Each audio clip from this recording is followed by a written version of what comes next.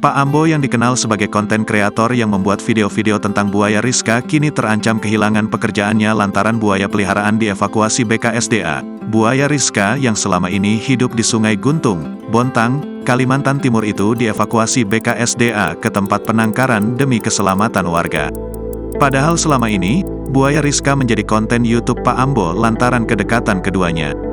Pak Ambo memang sudah memelihara buaya Rizka sejak masih kecil, sehingga tak heran jika buaya tersebut menjadi jinak pada Pak Ambo. Konten-konten kedekatan mereka kerap diunggah di kanal YouTube milik Pak Ambo yang sekarang sudah memiliki 1,1 juta pelanggan. Dalam 1 bulan, Pak Ambo mengaku mendapatkan bonus AdSense atau iklan sekitar 15 juta rupiah per bulan. Ambo menjelaskan bonus YouTube tidak semua untuk dirinya dan keluarga. Uang yang ia dapatkan juga disisihkan untuk memberi makan buaya Rizka dan juga membayar editor video. Menurutnya, penilaian masyarakat terkait AdSense terlalu berlebihan. Dikira orang dari konten itu besar hasilnya. Uang itu dibagi 2, bayar editor video juga membelikan ayam untuk Rizka.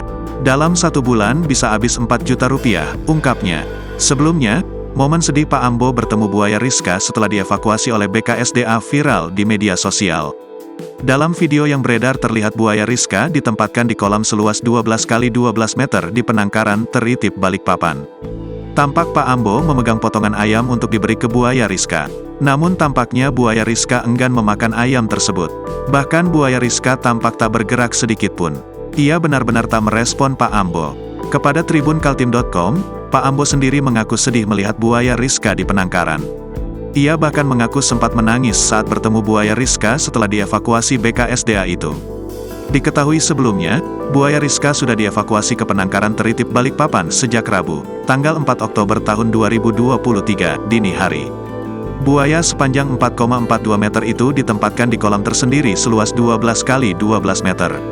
Adapun alasan BKSDA mengevakuasi buaya di Guntung sudah berdasarkan usulan warga.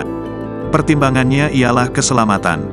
Download Tribun X sekarang, menghadirkan lokal menjadi Indonesia.